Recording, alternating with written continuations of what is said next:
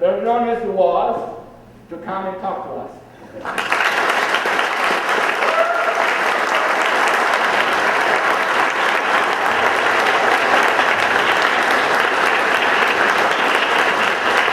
Thank you. Everyone hear me? So yeah, it's quite a life. I always was shy and never wanted any attention, and now it's like so busy as it was being explained. And my assistant you were talking to is actually my goddaughter who just graduated from college, and she wanted to come work for me as my assistant. Her mother was my area associate, my assistant at Apple Computer way back when. I was a little different type of a person who's kind of known as an executive. I would never be an executive because I'm just a techie type, fun with electronics person at heart. So I insisted that every phone call that came into Apple had to come right to my phone. Nobody takes a call for me, that sort of thing. I've had a lot of relationship with schools, and I grew up with strong education values, and it largely came from my father. Made me proud to be a young student who was going to make the world better than our parents had, and for some reason we never quite do. But it's a good story. And I got close to my schools. I've got media centers named after me in the local district, and I realized giving computers is like giving money, and that's easy, and it doesn't mean that much. You should really give yourself. So I went and I taught 5th graders, I taught 6th through 9th graders, and I taught teachers. I was working almost every day teaching for 8 years, and just did it quietly out of the press because it's something I believed in. I didn't want to write a book or do a CD like Apple wanted me to do, and reach out and train other people, because I want to work one-on-one with individuals that you can go to their college graduation someday and say, I helped that person in their life in some way. It's very difficult to go back and do the things that you were meant to do, that you had intended to do, that you would have done without the success of Apple. When something huge like Apple happens, you tend to become some big, investor mogul and, with tons of money, and money's the rest of your life, and maximizing it and running projects and that sort of thing. And I was a person who had told my dad in 6th grade that someday I wanted to be an engineer like he was, but my second goal was to be a 5th grade teacher. And how do you go back to those early goals? You have to have a very strong independent mind. I'm going to be myself, I believe in myself, I'm going to do those sort of things. Along those lines, I'm the only one of the people that started all these personal computer companies, like Bill Gates and Paul Allen and Steve Jobs and myself, Larry Ellison, all these people dropped out of college, and went to, start businesses. It was so interesting and intriguing, and truthfully, most of your education in the world doesn't really come from the classroom. It kind of comes from talking to people and learning how certain businesses are done, most of the things that help you, but I believe strongly in education. So I actually went back, and I'm the one who went back and got my college degree. I went back to Berkeley. I had 1 year left to go. I wasn't really a dropout. And I went under a fake name, so they wouldn't recognize me because Apple had been sort of a big success story. And I used the name Rocky Raccoon Clark at Berkeley.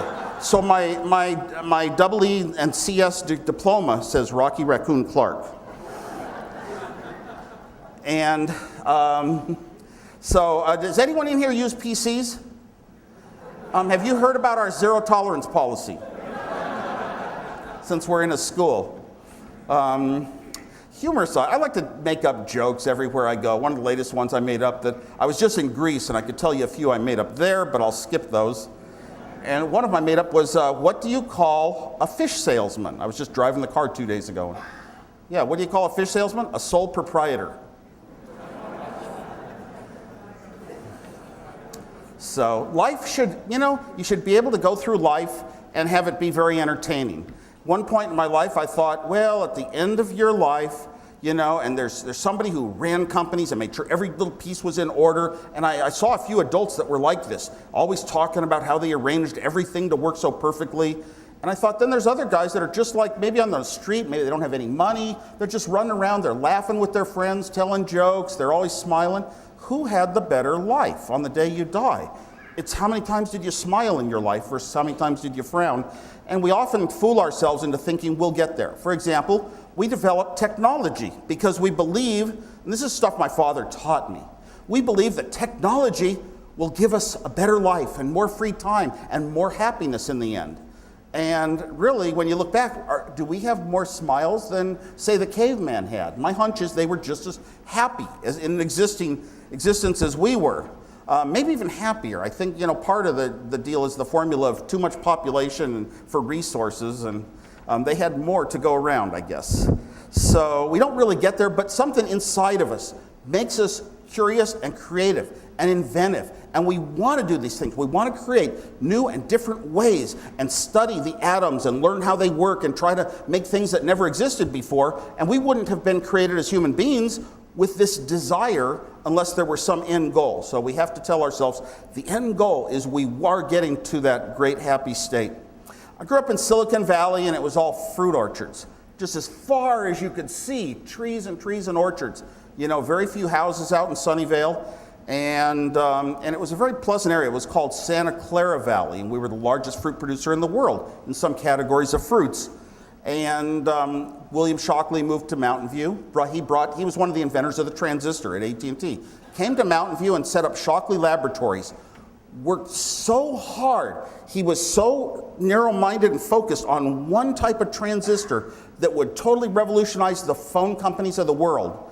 But it was a 4-layer transistor, and as hard as they tried, they couldn't make it in the silicon reliably back then. So a bunch of his engineers left to make a real normal transistor, and they formed companies like Fairchild and Rheem and Raytheon that were making the early transistors. And my father moved us to Sunnyvale, and he worked at Lockheed. And he was a very brilliant engineer and very renowned for coming up with guidance solutions that nobody else could come up with. So he had a very closeness to the companies supplying the materials used in particularly missiles that were launched. And in those days, missiles cost a huge amount of money. We were building, the most advanced rockets there were, but in rockets in those days, every fraction of a gram amounted to thousands of dollars that it cost to launch it to wherever it was going. So he came home one day and he was showing structures of tons of little dinky tiny transistors, almost without any plastic cases, strung on little strings of metal wires going up and down this thing. And then he explained pretty soon they were going to make these silicon parts called chips. And the chips that they were going to make would have like 6 transistors on one chip. And the most wonderful product I'd ever owned in my life, maybe to this day, was my first transistor radio. Held it in my hand, a little blue radio, 6 transistors. They were made in Japan back then. I could sleep with it all night long, listening to music. It became so important in my life, music did. And I told my father, I said, wow, they're going to make 6 transistors on a chip so they can make a better transistor radio. And he said, well, no, the world doesn't quite work that way. It's really for the military. And then after a while, they're too expensive for any people for transistor radios. And after a while, the fallout parts, the surplus, the older stuff that's been passed by is what people get for their normal products in their home. But I felt, doggone it, the appliances in the home are how we make life better. That's what, being an inventor, being an engineer, that's what it's all about. It's making appliances for the normal Joe in the normal home. And these transistor radios should be rated as important, and driving the technology. And I always had this in the back of my mind. And after a certain point in time, it was personal computers were pushing the state of the art for the largest chips being made, right? And nowadays, what is it? It's games pushing the most advanced, highest processing chips being made. So it's kind of a little bit humorous that we sort of got there.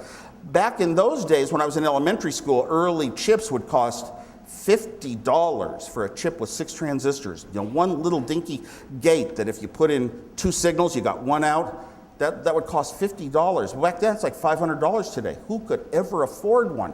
You could never build a computer out of them in the early days of chips. I was lucky to have an electronics aptitude. My parents didn't push us in any one direction. My dad was such a good teacher. He just pretty much let us go out in the world, discover what we liked, and then help us get to what we wanted to be, find our own goals. And I put that into practice in my own life. But I discovered a manual in the garage in the hallway one afternoon. And I started going through this journal, a journal that was very rare. You'd never see anything talking about computers in a store. You'd never see an article about computers in the newspaper. Once in a while, you'd get a glimpse of these huge machines that filled up rooms, and you'd hear the story of it. And I guess eventually the IBM 704 was a machine that in today's dollar cost $25 million, and they sold 20,000 of them. When you multiply those numbers together, you realize why IBM is such a big company. That IBM 704 really was an amazing machine, but I didn't think computers were really in the world. I thought they existed in some strange places that some universities must have called research centers. Or maybe the computers existed in the military, You'd never really see one or touch one in your life. Here was a journal with articles describing ones and zeros. And I learned that, 1, 0, 1 is equivalent to 5. So I like to look at my digital watch. My other one broke on a trip I was just on in Greece. All I had was a digital watch, and I can see that it's roughly 7:15 to 30-ish, closer to 30. I just know how to read the bits, but it's 111. That's 7 o'clock for the hours, and 11100 for the minutes is 28. So I learned this stuff, and I thought, wow, in 5th grade, you haven't had any of the advanced mathematics of, you haven't had algebra, you haven't had trigonometry, you haven't had geometry, you haven't had calculus, you haven't had differential equations, you haven't had all that stuff. Computer science in people's minds was further away than rocket science. And yet here it was ones and zeros, so easy to understand. 1, 2, 4, 8, 16. The numbers all doubling were the key to it. I could understand this in 5th grade, and I thought, wow, I've stumbled on something that I love, that I can do, that's easy, even for a 5th grader. None of the other 5th graders do it. It made me kind of special for a shy kid. And read these articles, and then they talked about logic gates, little tiny devices. You could draw a circuit on a piece of paper, and what it meant was the signals came in as ones and zeros, and they came out as ones and zeros by some formula, some logic. And it was easy to understand. You could actually look at this and learn it all. Every type of logic diagram that's drawn, you could learn it all in half an hour and understand it and be able to write some ones and zeros on papers and play with it and prove to yourself. And you could do this in 5th grade. What an amazing discovery. And I decided almost the first day I saw this journal, computers were my one love and interest in life. Of course, I would never use a computer or see one or touch one. Engineers always design things like, I even thought this through high school. Engineers designed radios and televisions and guidance systems and computers. I don't know who designs computers. Some weird people work on them. It's theoretical, but I loved it. I read an article about a round tube like a television, and the beam comes out and turns on the little dots of a television. They were phosphors. And then another beam could actually sense, is it on or is it off? And then refresh it. And it was like a memory. They used those as memories, as dynamic memories. What an incredible article to read and learn this stuff. Somewhere inside, they had an algebra, and they taught how you can take one type of equation using ands and change it to one using ors. And it's like you can make the same statement in different ways in English. If John and Mary both come. But you could say, if John doesn't come or Mary doesn't come, then they didn't both come. That you can change the wording around from ands to ors, and I learned how to do this, and wow, it was my mathematical skill, and I was so special, more special than the other kids in the class. My inspirations for electronics largely came from reading books called Tom Swift Jr.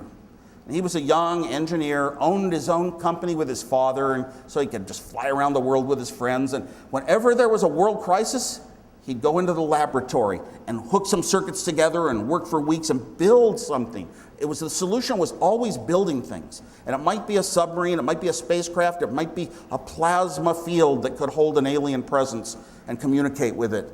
And boy, I just admired that so much. That's sort of like the hero in books. And that sends you in a direction in life. Read one book about a ham radio group. They could actually type Morse code on these keys and send signals to another neighborhood, to another city, to another state. Wow, that's like, they were supermen. You can actually communicate to other states with this radio thing. At the end of the book, it said, anybody of any age can be a ham radio operator. So at 10 years old, I sent in, got the books and studied, and I got a ham radio license. Ham radio, back then, the days of vacuum tubes, when, the TVs, when the TV broke down, even the kids, the husband, the wife could pull out the tubes of a TV set, put them in a brown bag, and take them down to the grocery store. And in the back of the grocery store was a little machine. You'd dial some numbers for this 3V5 tube, and put it in the right socket, and the meter would go red or green, and you figure out which tube is bad, come home and replace them. I mean, those were the days when we had access to the technology, that went good and bad, and could understand the little pieces of it. Well, my ham radio, my parents gave me incredible thing, a transmitter and a receiver kit. They came as kits, they were pieces that came in a box. Metal plates, metal enclosures, tube sockets that you'd have to bolt into place and then solder all the wires and the resistors and the capacitors. How fun it was to learn codes on resistors. And there were other little kids in my neighborhood, the electronics kids. A lot of us had engineers for friends. I was in a new neighborhood, tons and tons of kids. Almost every house had kids. And we all loved sharing the fact that we knew the color codes on resistors. A red is a 2, and an orange is a 3, and a green is a 5. And so this was our thing. We would do gardening work for the neighborhood people, and instead of being paid with money, we'd ask to look at their parts, and they'd have all these mayonnaise jars. Every garage had mayonnaise jars full of parts, and we'd look at them. I want some of those, and some of those, and some of those. And that's how we would take our pay. It's just, we loved it. Not that we could use it for anything, not that it had a value to us, other than this meant something. It was part of my life because we had learned about it, and we would read Popular Electronics magazines. Once in a while, save enough allowance to take our bikes down to Sunnyvale Electronics, buy a few of these parts, and come back home and build something that, made sounds or did some simple little job, made a light flash at a certain rate. So that was fun. We had the electronics kids, I call ourselves. One time, my friend down the block, Bill Werner, talked a phone man into giving us a spool of phone wire. A whole coil, big coil of it. So we ran it on the fences from his house to mine. And then we ran down, we bought carbon microphones and batteries and speakers, and we got it to where I could call him up and then eventually design this beautiful little thing. I wanted to be the most beautiful thing in my life, so I drew every line in my design as straight as I could, pictures of where the switches would go in colors, and a little device I could turn a light on in his room and wake him up at 4 in the morning so we could go out and toilet paper a house or whatever do, let us set off firecrackers. I could sound a buzzer, or I could talk to him. We had house-to-house intercom. We ran the wire over the street, over to Greg Angel's house, all the way up the block to Stephen Delatour's, and then it went dead. And turns out one of the neighbors had cut the wire in about 20 places. We kids just thought, there's a fence, you run a wire on it. We hadn't thought, oh, people kind of own things. You just don't think of what's, arbitrary and man-made. So we reran the wire on the other side of the fence so that neighbor couldn't cut it. And it was a fun time growing up and knowing a little bit of electronics. We were a special group. We were pretty much nerds in school. We were outsiders, bit on the shy side. We'd have our own group. And whatever the group was, for some reason, I was always the leader, deciding where we ride our bikes, what project we do today. So I had a leadership role, and I never wanted really to be a follower. I didn't even want to just go to church and say the same words as everyone else. I wanted to think out what's right and wrong for myself. I wanted to come up with, I really believed that I had a good mind. Didn't want to ever touch drugs. I've never taken an illicit substance because I didn't want to affect my mind. And if somebody said, oh, this drug will make you better, or think clearer, and see parts of yourself, well, I wouldn't want to be myself plus an enhancement. I want to be myself through life. I had a good brain and wanted to use it. I was a top student, would get the math awards in my junior high school and my high school, and electronics awards and that sort of thing, and electronics genius. But an outsider, not in the social groups. I didn't want to go to the parties because I thought, here are all these kids, and they go to a party, and they wind up drinking or whatever. And this was in the 60s, and they're doing it because all their friends are doing it. If it's the right thing to do, you would do it on your own with nobody else around.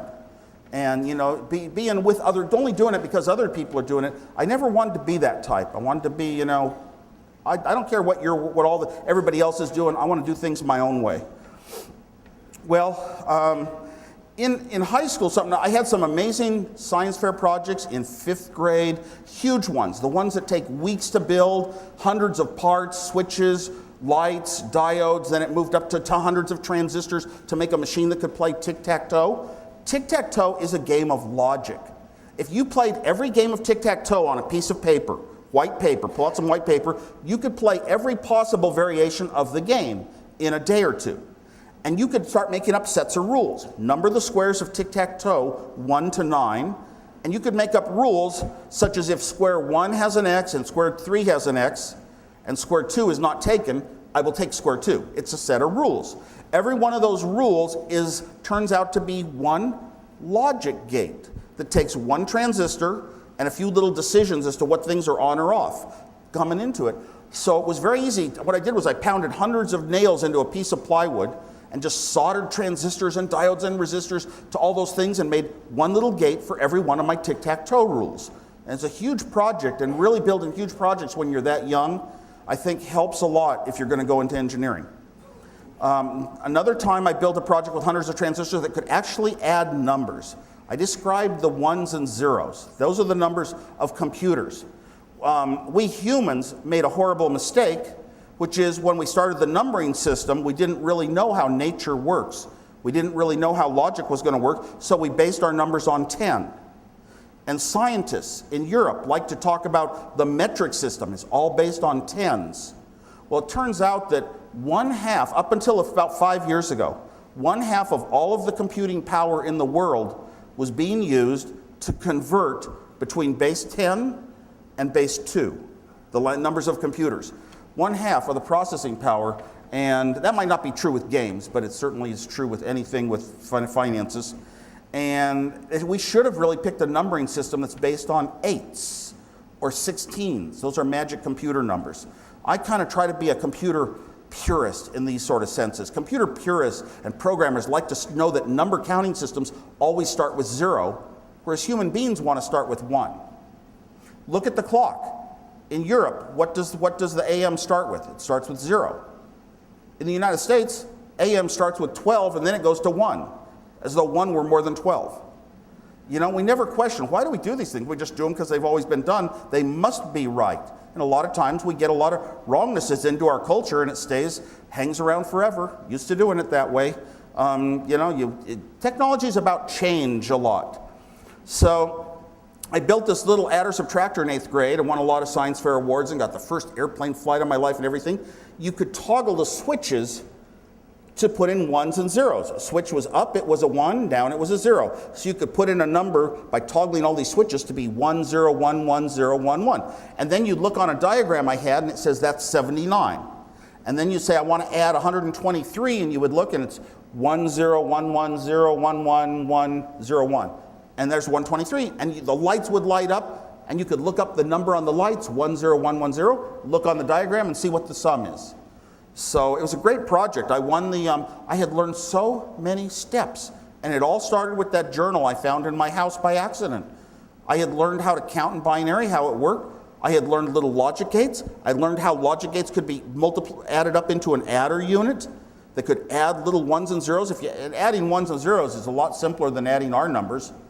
1 plus 0 is 1. 0 plus 1 is 1. 0 plus 0 is 0. And the last rule, 1 plus 1 is 2. It's 0 and a carry.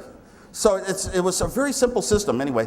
I built this, and I had learned that, and then I built this stuff into a circuit, and then I solved it. I knew electronics enough from my ham radio license to solve and discover some signals were leaking back in and messing up other bits of the adder subtractor. And I solved that myself, the engineering part of it, and they gave me the award for the best electronics project in the San Francisco Science Fair.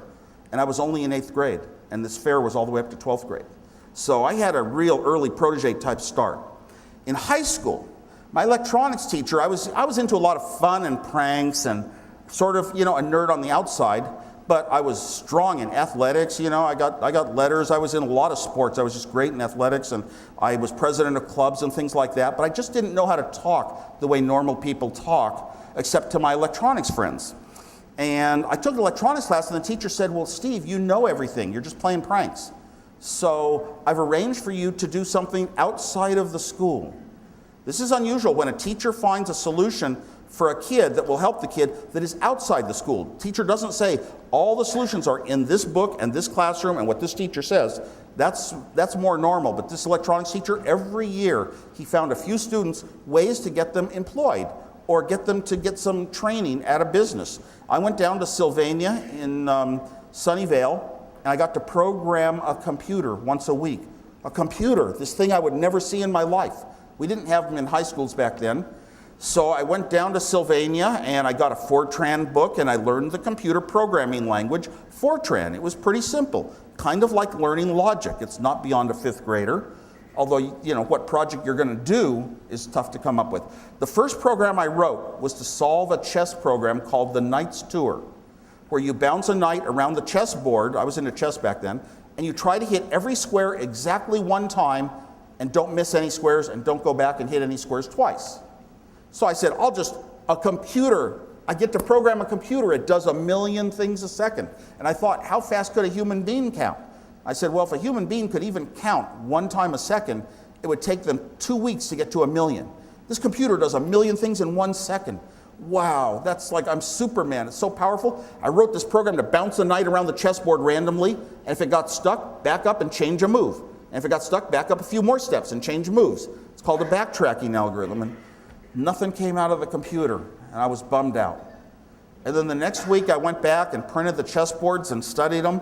It was doing exactly what it should do, my program. It just was going to take 10 to the 25th years to get a solution. Quite a bit longer than the universe has been around. So, looking back, I didn't think about it directly then, but looking back on it, it implies raw speed of a computer doing 1 million things a second, 1 billion things, 1 trillion things, whatever, isn't going to solve some simple problems. To having a clever approach that comes from the human mind is the way to solve a lot of these kind of, difficult problems in life and even simple problems, especially things like puzzles. You have to have an approach. Well, while I was down at Sylvania, I spotted a booklet on a desk. I was way too shy to ever ask anybody, what is a computer? Where do I learn about computers? Are there books on computers? I don't think there were. The technical library in town, Kepler's, had a lot of scientific books, but I don't think they had anything on computers. Not sure. Never really looked into it. I didn't think I'd ever see a computer book. Here was a manual on a desk called the Small Computer Handbook. Wow, it sounds like something that teaches you what is a small computer. And the engineer saw that I was, looking at it, and he said, "You want it?" I said, "Yeah." So I took home this booklet, and it described the PDP-8 computer from Digital Equipment. It described the holding places called registers that could hold ones and zeros. And it described the memory, and it described 50 different little instructions that did things like add 1 to whatever's in the accumulator, or add 1 to whatever's in a memory location, or add a memory location to the accumulator, and check to see if it overflowed and the carry got set, if it was too big a number. And all these different instructions that could make decisions and do valuable calculating things. And I was amazed by that. This was the architecture of a computer. And if you think about a house has an architecture. Certain rooms of certain sizes, doorways, windows, where they are. That's the architecture. The other half of the formula is who builds the house? Somebody who knows materials, which type of lumber you can buy and how you can efficiently build, you go about and build the house out of the lumber once the architecture is defined. Well, now I had the description of a computer's architecture, and I had my knowledge of logic chips from my high school, from my elementary school projects, actually. So I said, I wonder if I could figure out and teach myself how to design the computer out of the chips.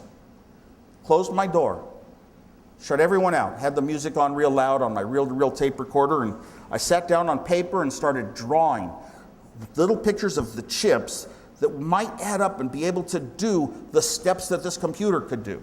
And my first attempt, I'm sure if I went back and looked at my drawings, was a total disaster and wouldn't have worked and was nowhere near close. But eventually I had another free weekend. Closed my door in my room at home.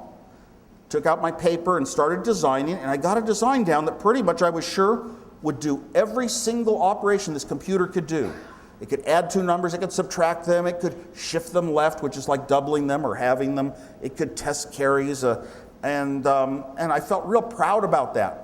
And then every once in a while I got another weekend free, and I said, I wonder if I can, I made up a game with myself. What kind of game would you make up?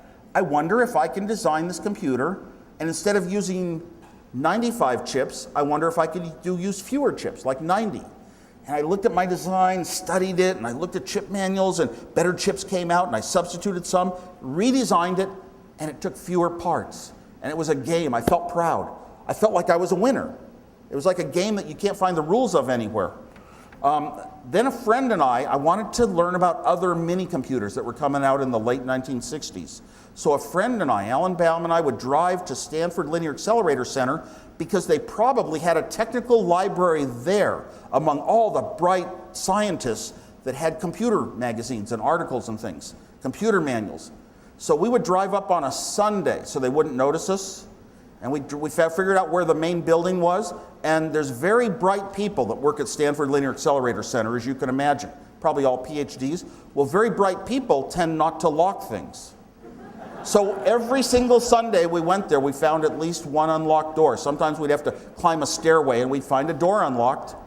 And we always got in and we'd get in kind of a dim library, the lights weren't on, and they had computer magazines. And I'd read articles and I would look through them, and they would have little cards you could tear out. Fill in your name and address, send the card in, and they would send you a manual in the mail. So I started getting manuals for Hewlett-Packard mini computers, Varian mini computers, small IBM computers, digital equipment computers, Data General computers, and I would get these manuals. So on free weekends, what would I do?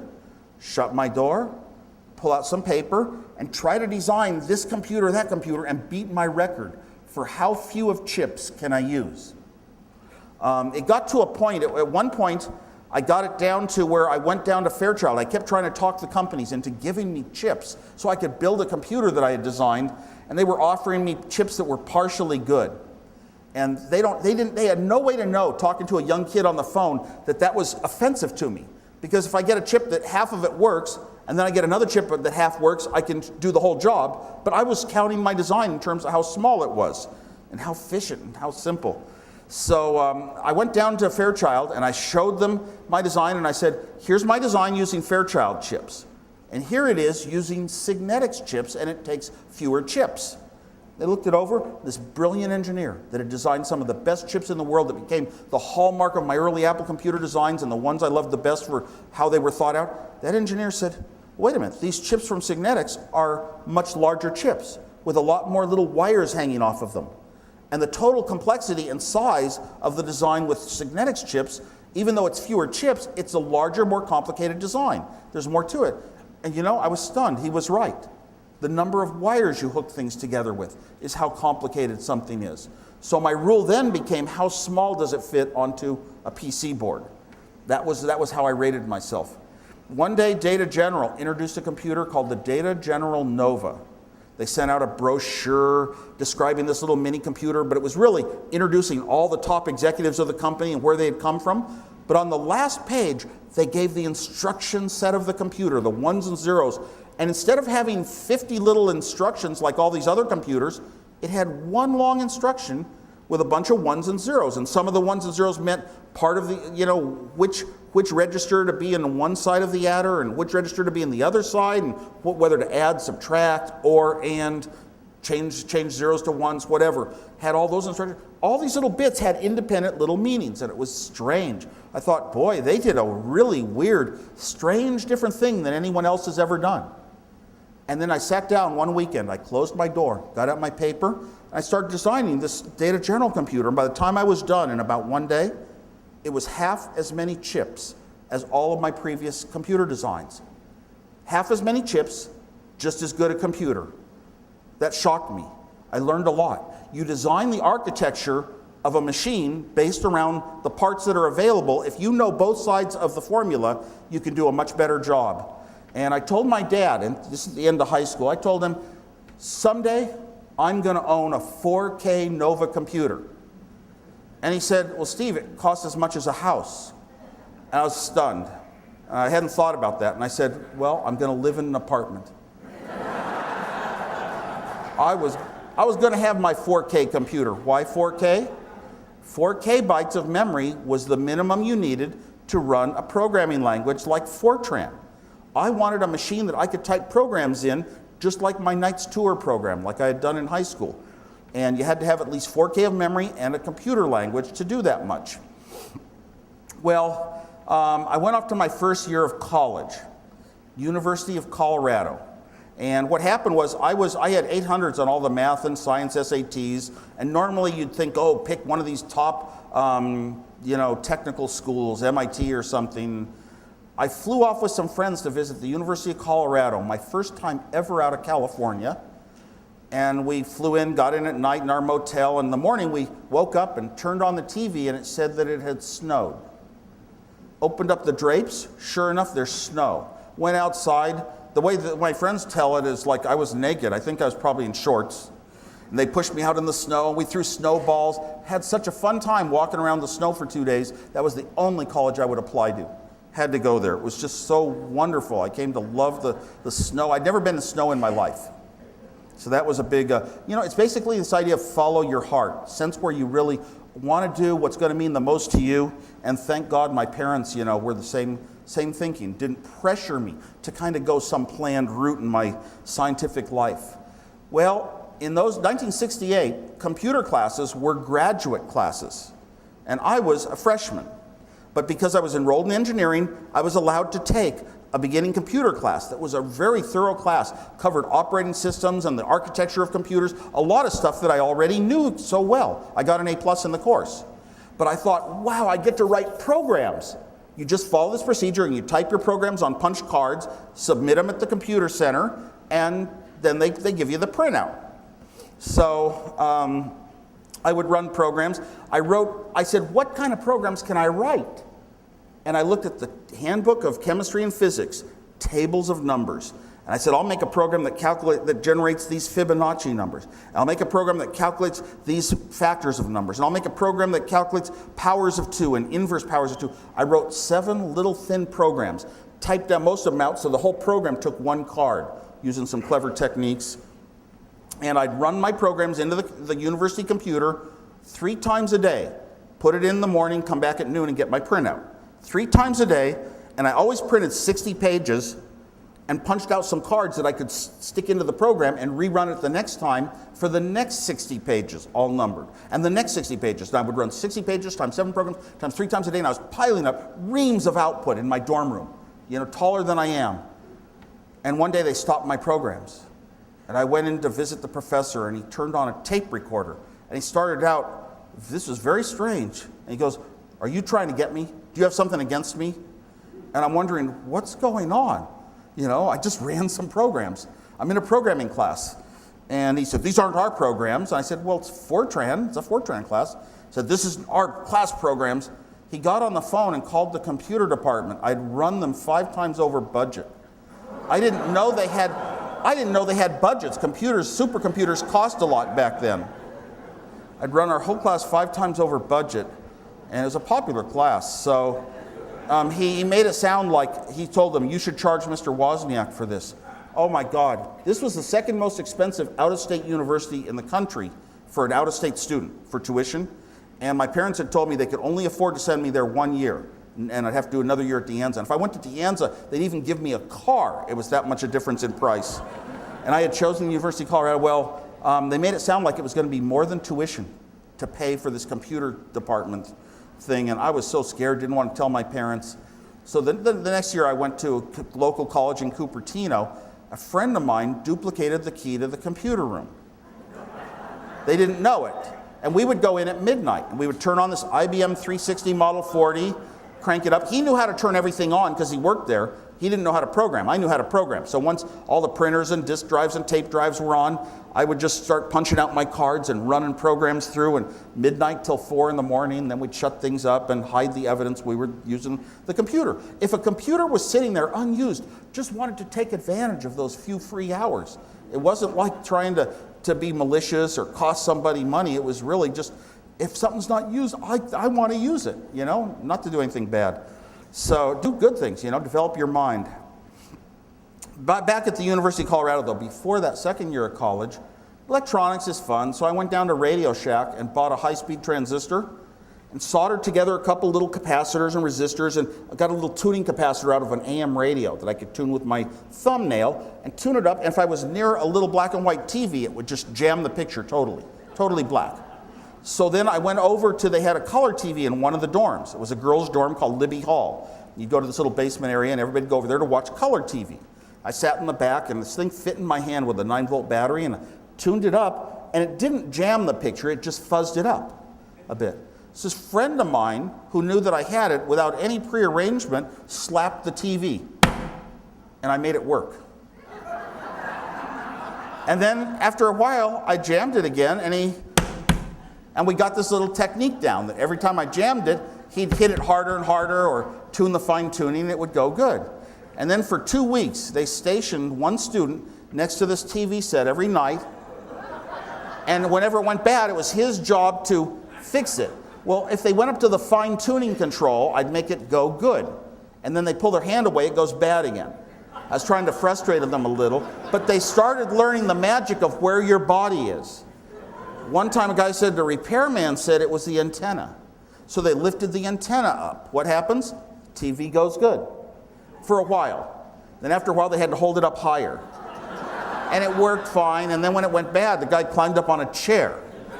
And it worked. So I was having fun doing this little psychology experiment. And one time, I got a guy to hold his hand on the middle of the screen for half an hour during Mission Impossible, and everyone stayed and watched the show with a hand on the middle of the TV. And his foot was up in the air on a chair, because if he put his foot down, the picture went bad. And he explained to everybody in the audience, he said, it's a grounding effect. So he must have been an engineer.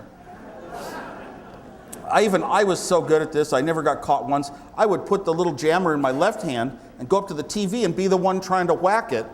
And I'd be playing the tricks with my other hand. And they didn't catch me. One time I sent out Morse code, and they thought it's the ham radio operator on the second floor. So they formed a little vigilante committee of like 3 or 4 of us to go accost him, and I was on the committee. So that was really fun.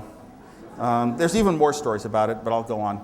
After my second year of college at De Anza, I thought, I really wanted to I wanted money for my third year of college at a 4-year school.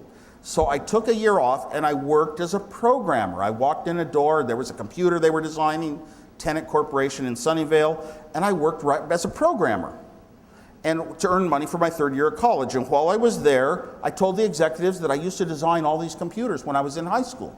The executive said, well, I have connections with the chip companies, and I can get you chips for a computer of your design. I said, whoa. I went home that night and designed up a quick one, all my own design, a real simple computer, and the executive got me the chips. I went down the street with my friend Bill Fernandez, and he would help put the chips together on a little board, switches and lights. You could toggle the switches to be ones and zeros, 1 0, 1 1 0 0.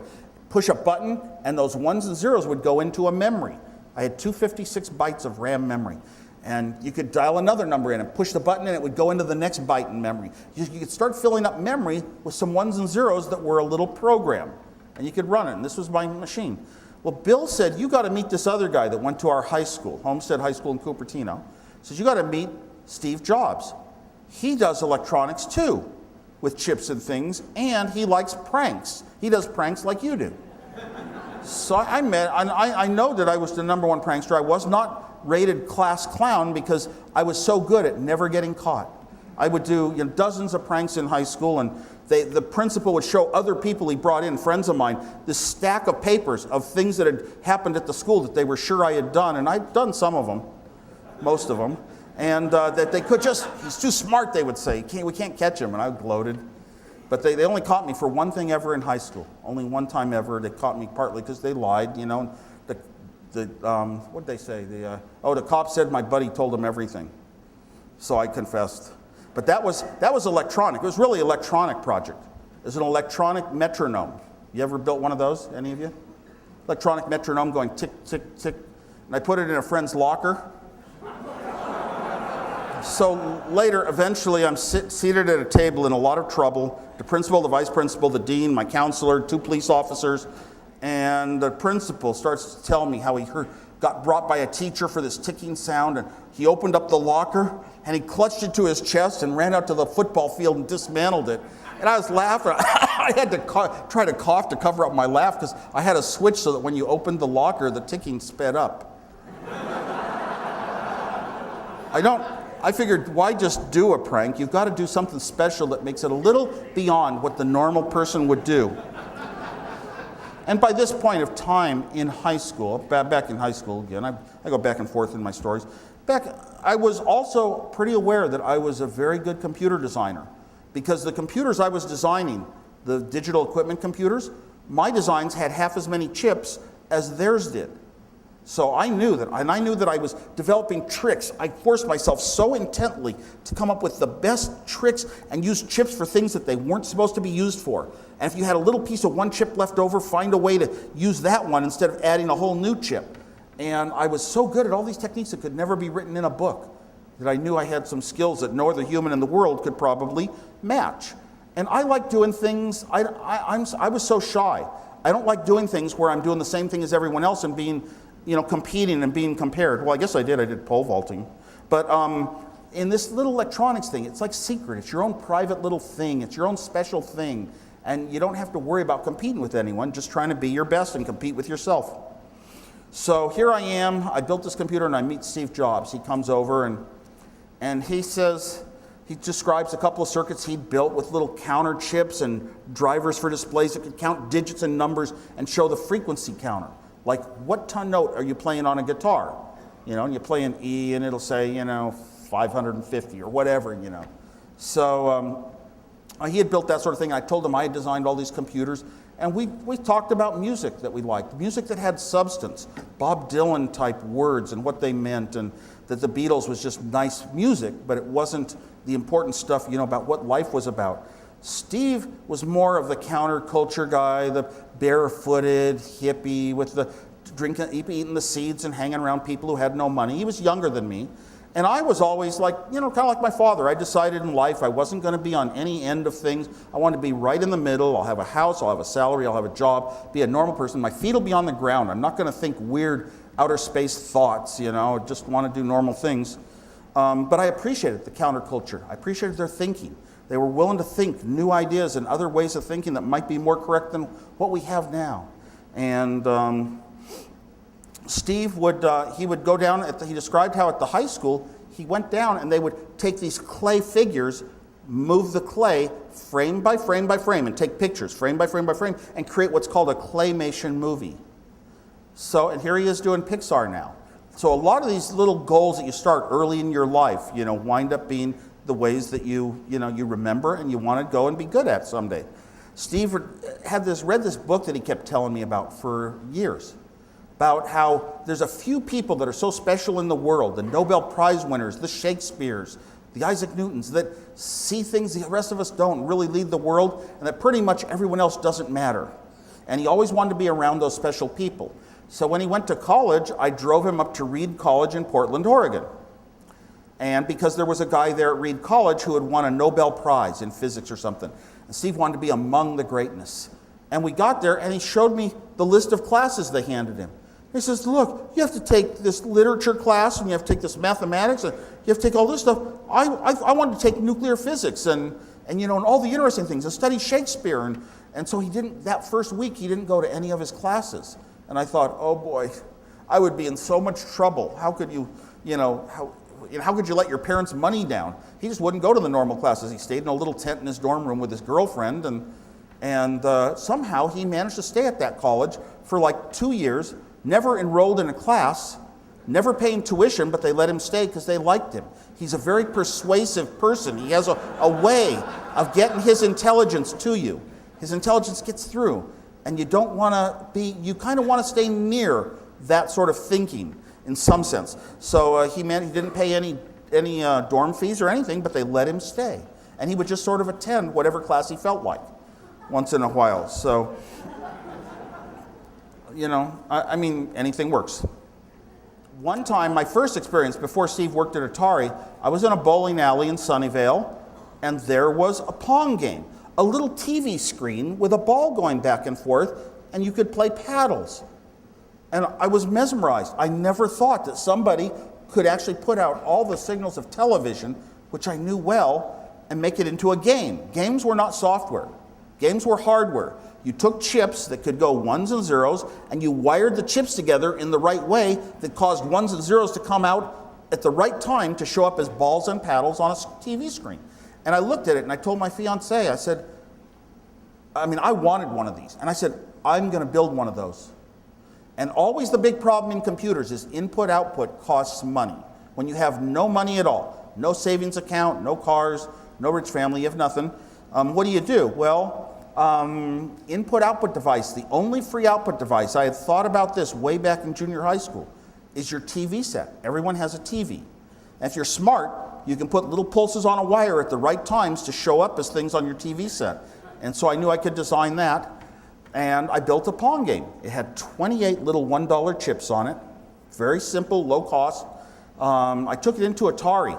They wanted to make it their first home Pong game.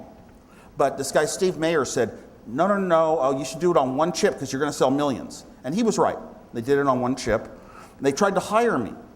And at that time, I worked for Hewlett-Packard. The greatest product of the era was the Hewlett-Packard scientific calculator, the first handheld calculator that engineers could calculate engineering formulas like cosines and sines and logarithms, exponential functions. What a powerful machine. You could just type digits instead of using the old slide rules. I was the slide rule whiz back in high school, but now it was out. Within a couple of years, you weren't going to be able to buy slide rules anymore. Scientific calculators from Hewlett-Packard took over the world. There was a recession, and every Hewlett-Packard division was losing money, but the company was still profitable just because of our calculator division. Somehow, even without a college degree, the engineers there heard that I was a great designer, brought me in for interviews, and hired me to design the calculators, to design the product that I loved most in the world. What an incredible job that I had for 4 years.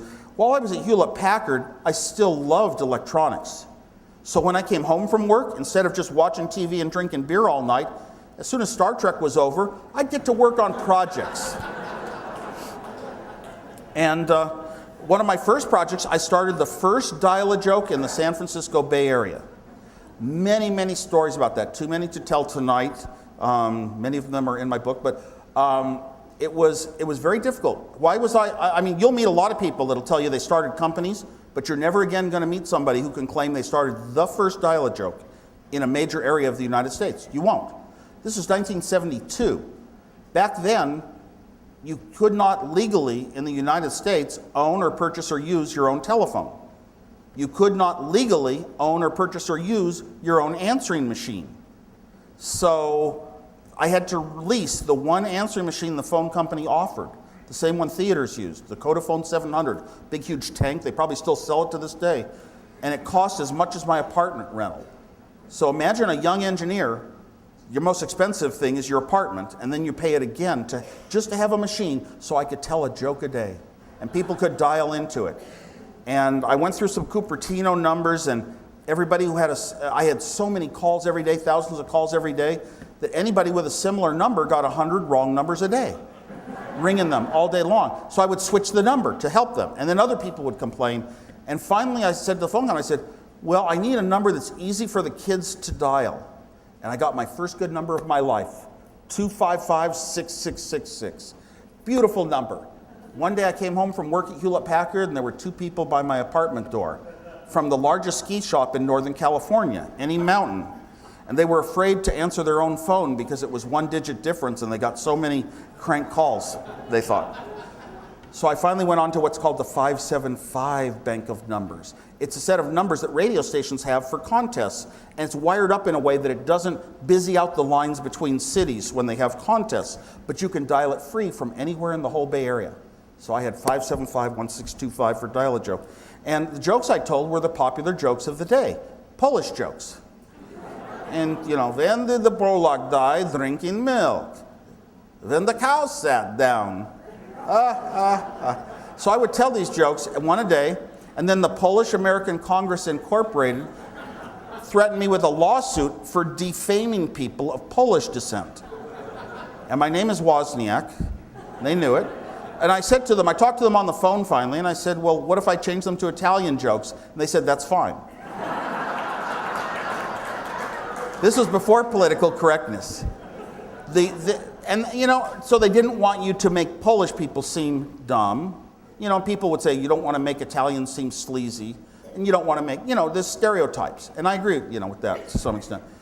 But now you can't mention a name of an ethnic group or be accused of it. I gave a commencement speech at the University of Colorado one year for engineering, and I threw out a joke. What do you call 4 Mexicans in quicksand? Cuatro cinco. Not a bad joke about Mexican people, but boy, did it offend a lot of people. I got called to the mat on that one. So anyway, Atari said, we'd like to hire you because you designed this Pong game so nicely. I said, no way. I'm an engineer for life. I've always believed in engineers. I wanted to be an engineer. I'm working at Hewlett-Packard. Hewlett-Packard is an engineer's heaven, engineer's company. We're respected.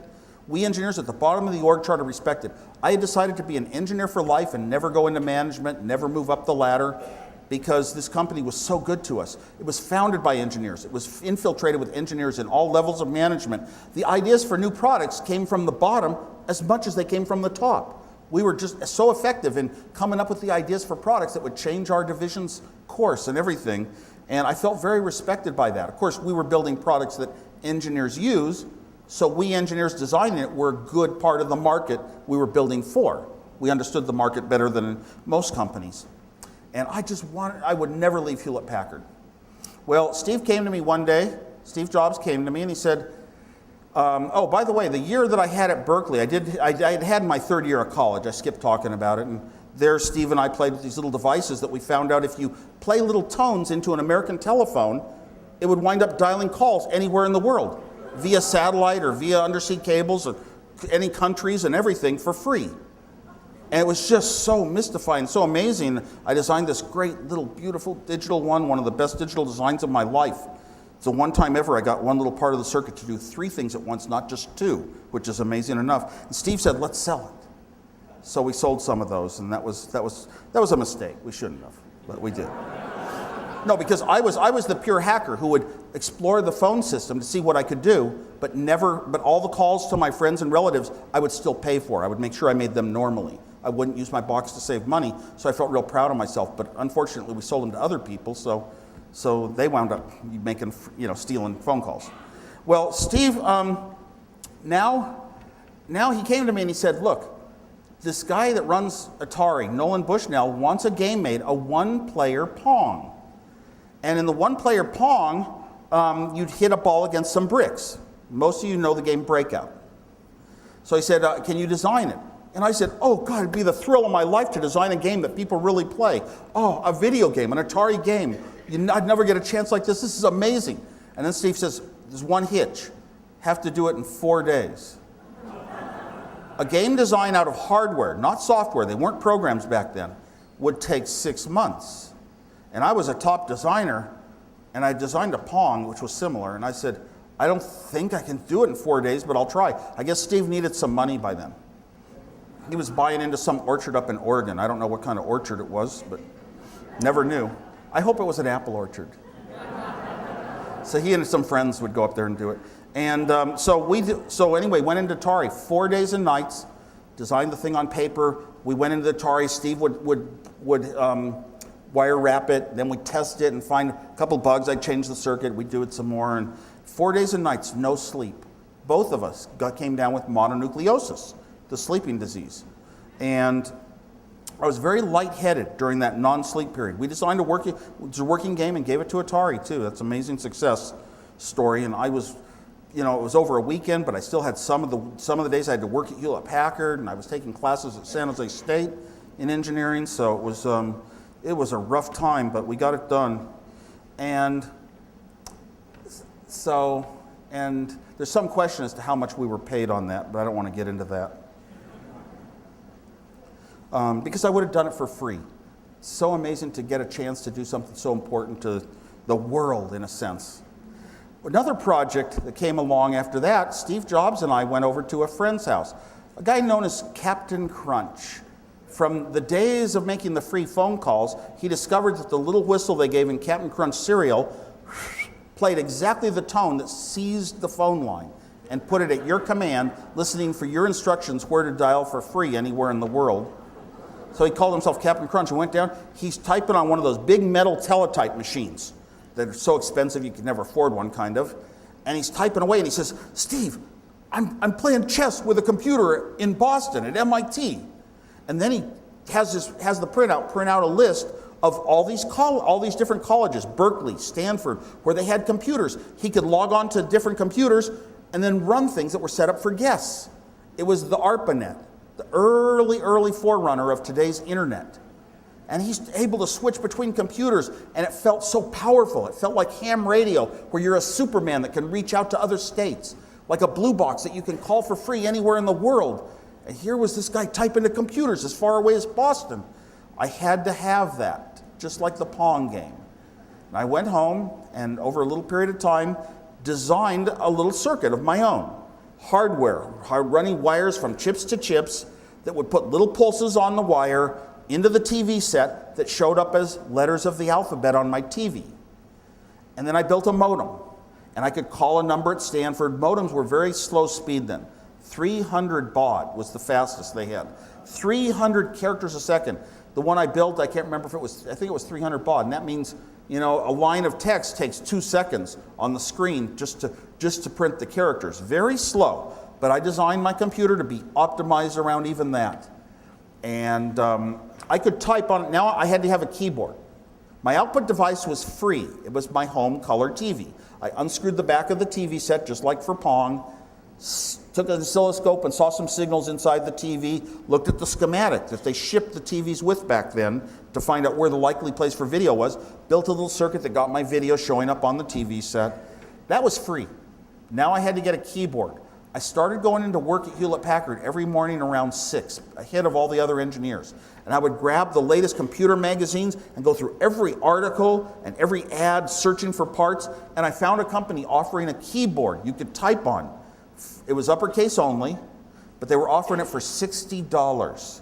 That's like maybe $600 today. So it was very expensive, but it was the most expensive thing I had to buy in this whole project. I bought one. And now I had a keyboard, and I could type, and my words would go to the computer in Boston.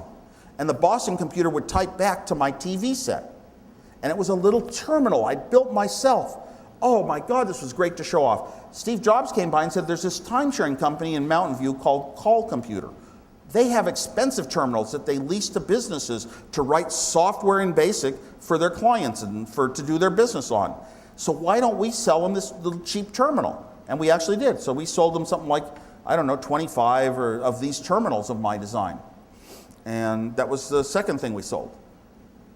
Next, my friend Alan Baum called up and said, there's some people that are starting a club for people who have video terminals and things. Oh, wow. I was so shy back then. I would never talk to anybody hardly out of my little sphere.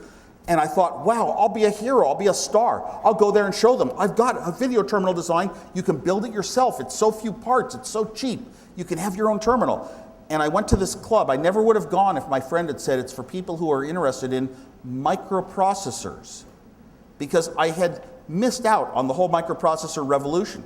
I hadn't heard about them. I didn't know what they were.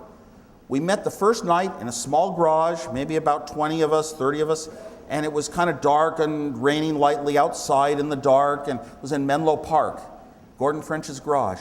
And all these people somehow were aware that there had been a Popular Electronics cover with a computer, just like the old mini computers, a big rectangular front panel that looked intimidating with switches that you could dial ones and zeros and push a button and the ones and zeros would go into memory.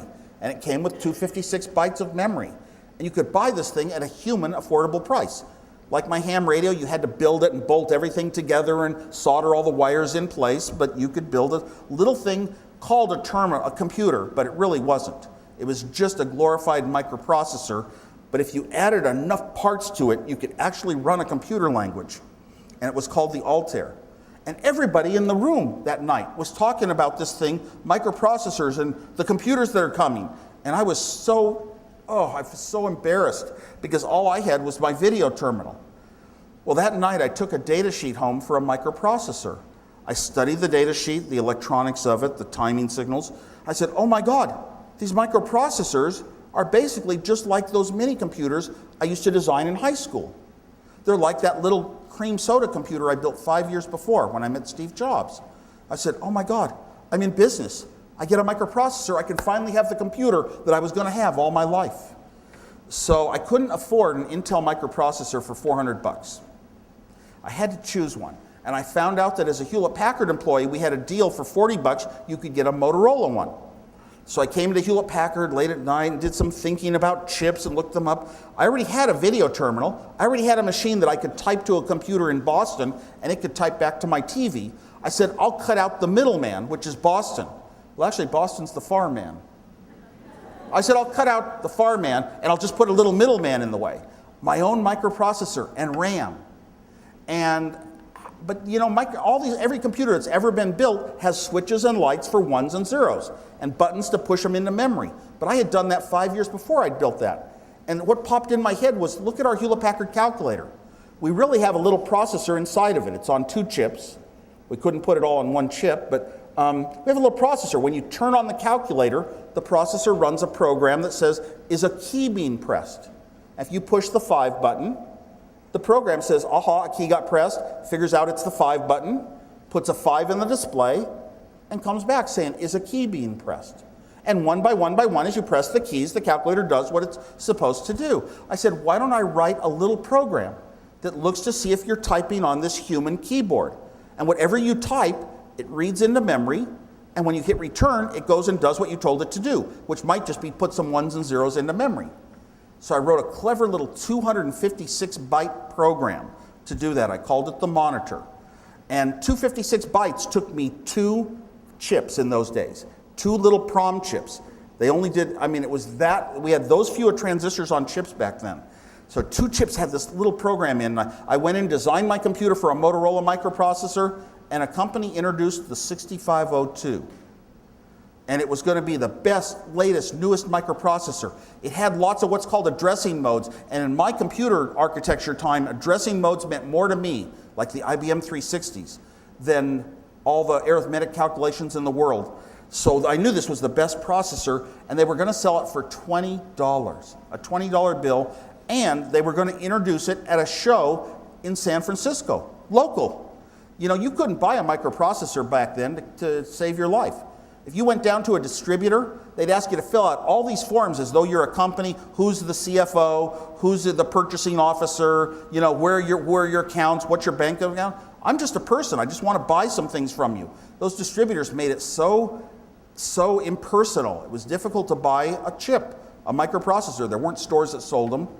So they were going to sell this thing over the counter at the WestCon show in San Francisco. I went up, as did many of my friends, many of the attendees of our homebrew computer club. Went to San Francisco and bought their 6502s and came back home with that chip and studied it. And I changed my design to be for a 6502.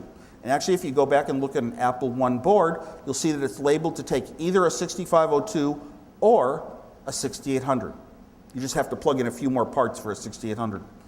Now I had my processor, and I had this. And I thought, all these little computers that people are trying to save their money for, we were all the weaklings. We weren't company executives. We weren't people that had any money at all. Almost everyone was like myself. Maybe a few $100 saved up, maybe not. I didn't have that. And so that meant it would take us a year to save $400 to buy this little kit called an Altair that you could twiddle some ones and zeros and put them into memory and make some lights flicker, but you couldn't really do a computer program. Because to do a computer program, you'd have to put 4K of memory in it. And then you'd have to buy Bill Gates Basic. Bill Gates, his name was known in our club, a guy that had written a Basic. And it was on paper tape, until Dan Sokol took the paper tape and returned about 50 copies of it. And then we got the first letter against software piracy from Bill Gates. Not that anyone had a computer that could run it. That's the problem. Paper tape would go into expensive teletype. Nobody really had a computer that could run computer programs or anything. And I thought, I want a real computer. I want to take a step beyond. And basically, I have this little terminal that I can already type to. I'll put a microprocessor and memory on it. Memory. In 1975, the first 4K dynamic RAMs were introduced. The dynamic RAMs were the first ones ever that were going to be cheaper than magnetic core memory. Magnetic core memory is all these little planes of tons of little tiny wires going through little magnetic donuts, and you see them in museums. But finally, they were going to get replaced by normal electronic memory that just takes electronic symbols the way it's kind of pure. And I thought, wow, the dynamic memories, every one of the computer kits, the Altairs, the M-Size, a ton of companies, about 15 companies had sprung up with these little computer kits. They all used static memories because you don't have to be an engineer to design static memories. You run a wire from a microprocessor pin called address. You run the wires from the address pins over to the pins on the chip called address, and it works. It's that simple. With dynamic memories, dynamic memory forgets every one of its bits every 2,000th of a second. So within a 2,000th of a second, you have to have a way to read every bit that's in it and replace it with itself to keep it alive. It's a little extra design time. I sat there and thought, well, gosh, instead of these, the dynamic memories are 4 times cheaper, 4 times fewer chips.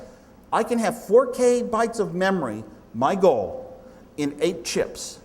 Whereas if I used the old static RAMs, the 1K static RAMs, I would have 32 chips. I hate numbers of chips. I always design things to be the fewest chips possible. So I'll build it with the dynamic memories. And sure, it takes me 5 extra chips to do this little refresh and keep them alive, but that's the way I went. Good choice. So I was the only one. None of these other little starting hobby kits were coming out with dynamic memory. Now, I wanted to help the world get to a good place. In our club, Lee Felsenstein would guide the meetings. He had a lot of, experience back to running anti-war marches and all, and he couldn't communicate well enough with everyone over the phone. And he wanted computers that you could type messages into bulletin boards and 100 people, 1,000 people could read it and know how the route got changed. And other people spoke about how we only use 1/10 of our mind. And once these computers are actually teaching children interactively, they're going to be using all their entire mind, and they're going to be so much brighter than we ever were. And businesses were going to use them galore, and people were going to run the lights in their houses and their garage door openers off their computers, and all these great ideas. And I thought, I want to help society with my talents as a designer. I want to help the world get to this beautiful place we're going. So I went down to the club and I passed out my designs, and I passed out my code listings, all for free, no copyright notices. And I passed them out and I said, look, you can build your own. Look how small it is. Look how simple it is. It's just a bunch of $1 chips on one board, except for the microprocessor. Anyone here can do it. But the trouble is, it's a daunting task to solder hundreds of wires. So Steve Jobs came to me, and by this point in time, he was coming to some of the club meetings, and he said, there's a lot of people interested in your design. Why don't we make a PC board? He didn't say, let's start a computer company. Steve had done a lot of work selling surplus parts for companies like Haltech in Mountain View, and he said, let's sell the PC board so it'd be easier for them to make their computers. They'll get the chips, plug them in, solder it real quickly, and they'll have a computer. And at first I said, well, I wasn't sure we'd sell enough to get our money back. We'd have to invest maybe $1,000. And Steve wanted to build the boards for $20 each and sell them for $40 each. And we'd have to sell 50 of them, and I didn't know if we'd sell 50 boards, at the computer club. And Steve said, well, maybe we'll lose our money, but for once, the two of us will have our own company. Who could turn that down? We've been best friends for 7 years, so of course we started our company. It was a later time, I picked Steve Jobs up at the airport flying back from Oregon, and he came up with the name, I got a great name, he said, Apple Computer. We're driving in my car. And, whoa, that's a good name. I said, what about Apple Records, the big record company of the day? And he says, well, they're a record company, we're a computer company. I was just in Athens and I saw a big billboard as we drove in, and it said, Apple Underwear. And I said, well, they're an underwear company, we're a computer company. So he came up with the name Apple, and we both tried to think up techie names, but we couldn't beat that one, so we named ourselves Apple Computer to sell PC boards for $40. I said, before we start the company, everything I design is owned by my employer, Hewlett-Packard. So I've got to check with them. I can't risk my job.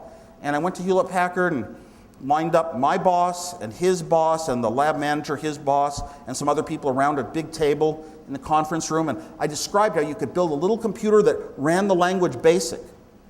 And you could build it for $800 and would work on your home TV set. And boy, and he had all these reasons. It couldn't be a Hewlett-Packard product, because if there's a problem, is it the computer or is it the TV? It's hard to fix. Hewlett-Packard likes to build complete products that are guaranteed to work. Reliability was the name of the game, and this new type of computer wasn't going to fit Hewlett-Packard's culture. And he didn't have the resources, the people to work on it, so he turned me down. And Steve Jobs and I went ahead and got our pay. I sold my Hewlett-Packard calculator, my most valuable possession. My HP 65 calculator, I sold it for $500. And I only got paid $250. Steve got a few $100, and we paid a friend to design a PC board for us.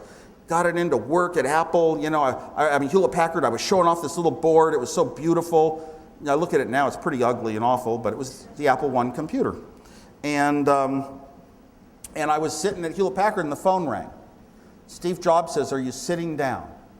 I said, "Yeah, I'm on a lab stool." And he says, "I just got a $50,000 order." This is the most shocking financial news in all of Apple's history to me. This was a shock because for $50,000, we have no money. We have a few $100 each we've scrambled together.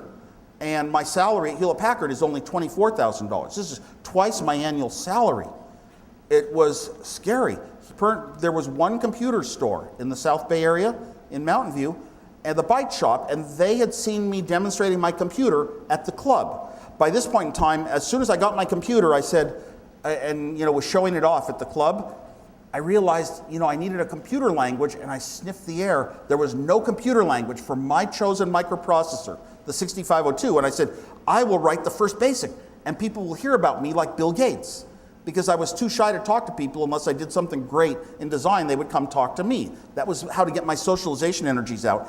And I wrote this BASIC as fast as I could, and the very last I took out the floating points, the decimal points, because I only wanted my computer language for two things: playing games and doing my computer simulations at Hewlett-Packard, the work that I used to use their computer that was shared with 40 engineers.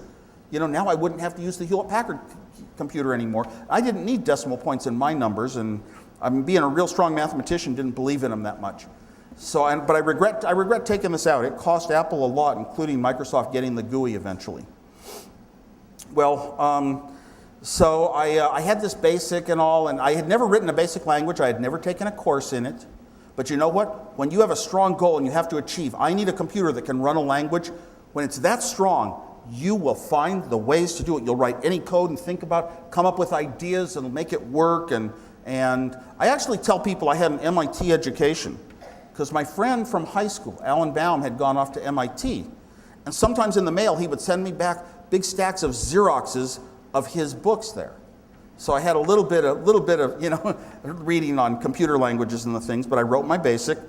Hewlett-Packard turned me down. Now we had a $50,000 order, and I got a little worried about this Hewlett-Packard thing, so I called Hewlett-Packard's legal department, and we circulated a description that I wrote of the machine to every single department of Hewlett-Packard, and they all turned it down. So now I had a written legal release to do what I wanted, and I still worked at Hewlett-Packard. This computer, the Apple I, started getting Stephen Jobs, and I noticed press would call us, do little interviews. They were interested in all these little burgeoning hobby computers, ones that you sort of had to build yourself. The Apple I, you still had to do some building yourself, hooking up wires to a keyboard, hooking up wires, transformers to the wall, hooking up something to a monitor or a television set somehow. So it wasn't quite pull it out of the box and use it type, what I call a personal computer yet. But it had enough memory for a computer language, and I had my computer language. You used a cassette tape to read your programs in.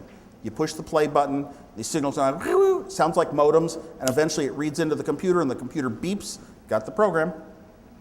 So this Apple I, we started getting, noted in a few magazines, hobby magazines, and, nothing that was really building up much money for us. Steve ran the business. Steve would get the girl across the street to do the accounting. He would call the magazines to get publicity. He would get data sheets made. He would use his phone, and it was in his bedroom at his house, and he would call stores around the country that were opening up, saying, do you want this Apple I computer? Here's the price. And we priced it at retail, $666.66.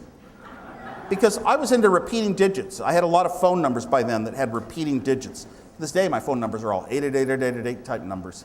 So it made sense. We didn't know 666 was a special number until people told us. And we sold it to the stores for $500, actually. So we had this little business going, and Steve would also order parts that way.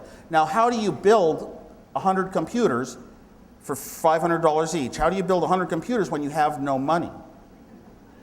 Well, the way we did it was we got the parts on 30 days credit. Our PC boards were manufactured at a place down in Santa Clara.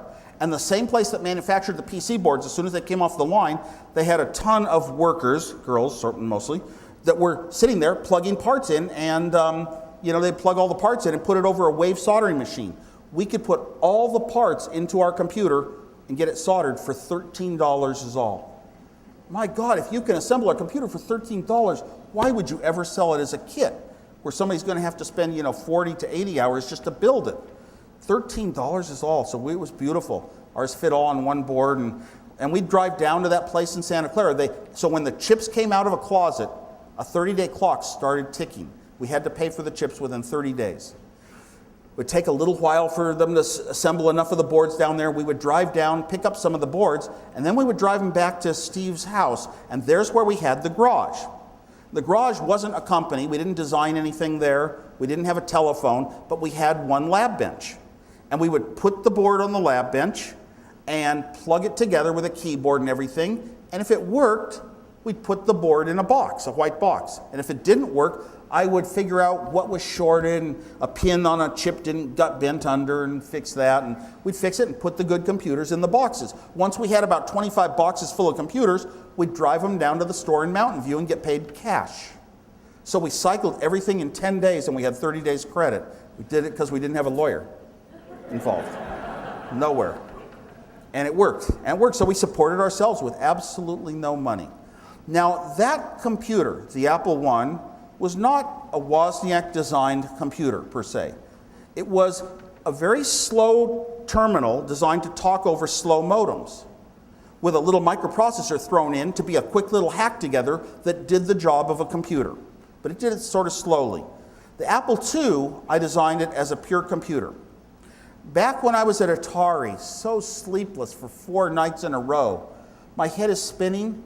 Out on the factory floor, they had a game, and the games back then were based on black and white TVs because color televisions cost way too much to put in arcade games yet. And to design circuitry that could put out color, nobody knew how to do it, and there just wasn't, it would have been too hard. So the games were all on black and white TVs, and the little black and white dot would go across the screen. But Atari had one game where they put green Mylar and yellow Mylar and red Mylar and blue Mylar on the screen. As the ball went across, it was like a rainbow. It was changing colors. And I just sat there and stared at it thinking how beautiful color is. And then I know exactly where I was in Atari, at which lab bench, and Steve was breadboarding over at that bench. And this idea sprung in my head of how I could use a $1 chip to generate signals that looked a lot like color television signals if you did things right. What a weird idea, because normally color television might cost, hundreds of dollars or $1,000 to build on 2 big boards, each as big as the Apple II. And I had this clever idea of how to do it with one little cheap chip. So I filed that idea away. Well, I pulled it out for the Apple II, and I designed the Apple II as a color generating circuit at the very bottommost level. And I came up with the most incredible ideas I'd ever come up. I was a top designer, but the most incredible idea is to shrink an 8-chip circuit down to 5, and then take a different approach called a state machine and get it down to 2.5 chips, and then search the manuals and find a little shift register that could put out the timing signals to the RAMs and do it in 1 chip or 1.25 chip. Everything in the world condensed in this Apple II design. I decided rather than have a memory for my TV screen and a memory for the computer, make it 1 memory. And that condenses the number of chips. And I did everything. It wound up faster. It wound up 10 times the computer of the Apple I in half the chips. It was so incredible a design. When the color worked, Steve Jobs and I sort of knew we had something big. We didn't pass this one out for free. We didn't go down to the club and say, here, anybody can have it. We knew that we had a computer that we could probably sell 1,000 a month of. One problem, how do you build 1,000 when they cost $250 each to build? You need $250,000. That's probably like millions of dollars today. So where would we get it? We went down to Commodore. We told Commodore, they were sort of interested in this technology, and we told them they could have our machine for, Steve Jobs made up these numbers. I could never talk big money numbers. I was just an engineer, proud of my design. He said, well, we'll give it to you for a few $100,000, and then you give us some jobs and to work, so we can work for you and all this. And I was kind of embarrassed. And Commodore said, no, people don't want all these fancy features. You have color and graphics and high resolution and sound and paddles. They just want, the basics for the cheapest price. And I'm sure that Commodore's machine they finally came out with, the PET, cost more to build. It had a little black and white TV built in. It had crickety keyboards. It was just, I'm sure it couldn't have cost as little as ours.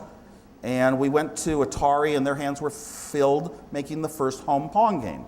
Big, big project for them. So they couldn't divert to computers. We went to venture capital, and they didn't like the fact Steve and I had never gone to business school. We were in our young 20s. No business experience in business, no business school. We couldn't talk the business language. They'd say, what's the market? I'd say 1 million. How do you know that? I'd say, well, there's 1 million ham radio operators, and computers are more popular than ham radio. It's an awfully good answer, but it's not quite business talk. And we found an angel, Mike Markkula. And he saw what we had, he believed in it, and despite the fact that all the big computer companies were saying it was a little hobby market that was going to be nothing, insignificant, going to go away, wasn't going to be a threat to what real computers did. They were all saying that, and the analysts were just about to start predicting that this was going to be a large market, approaching billions of dollars. And Mike Markkula said, look, he was willing to put up the $250,000. And he did, eventually. And he became an equal third partner to Steve Jobs and I. So there were 3 of us that were all equal, but you never hear about Mike Markkula because he didn't come from nowhere. He had the money. He had made it on a stock option. And we started writing a business plan, thinking about who we were and what we were trying to do for the world. We had wanted to be real positive social thinking with this new machine, the Apple II. Steve Jobs' role would be to basically do everything needed to learn to run all the aspects of a company as we grew. The operations, to deal with the operations, deal with the marketing, deal with engineering, get parts supplies and sales and everything. Mike Markkula would be in charge of marketing because that's what he had done at Intel. I would be in charge of engineering because I had designed the whole thing, all the hardware, all the software. And so Mike agreed to put up $250,000. And he said I had to leave Hewlett-Packard. And I said, what? Why? I worked at Hewlett-Packard and just moonlighting. In 1 year, I designed 2 computers. I designed cassette tape interfaces. I wrote a BASIC. I got games going with paddles and everything. I wrote all this other kinds of software and developed, printer interfaces and things. And I did all this, just, on the side. So he said, no, you got to leave Hewlett-Packard.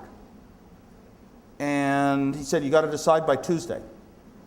So I thought, and I went inside myself.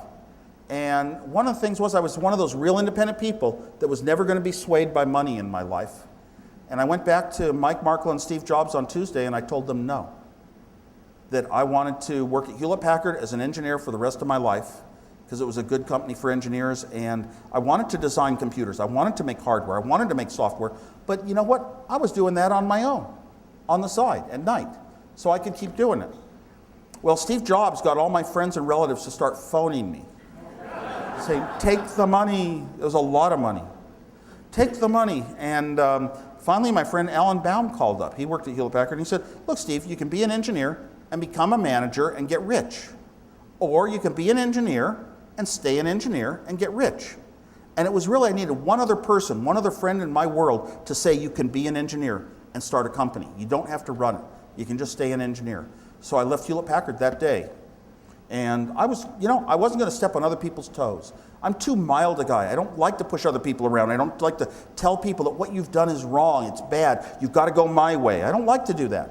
I like to do great engineering work, and I don't need to tell people in marketing, you got, your ideas, you should be considering this other thing. And so I decided, I would do my engineering, do it excellent, and that was my ticket into Apple, and we started the company.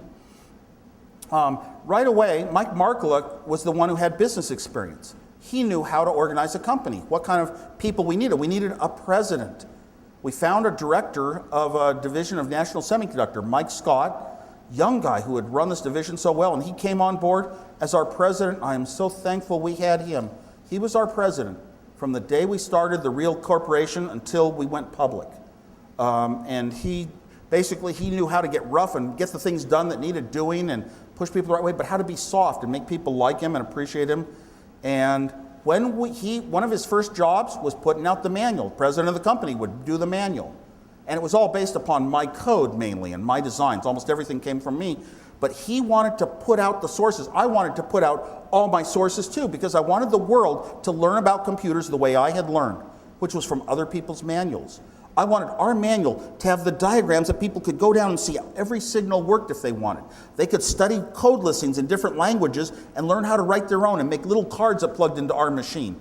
We sprung, one of the most amazing things about the Apple II is we sprung this whole industry of young people that had nothing, just working as technicians, working as teachers, working as students. They were just students in their house developing something clever, software or hardware, for the Apple II and starting companies. I mean, I'd go over to their houses and meet these kind of people. Thousands of little companies sprung up that never could have ever, out just the little people. It was one of the most amazing things, and you could learn so well from this computer, the Apple II. Always worked, not one bug was ever found in all these years in the hardware, the software, so real proud of that.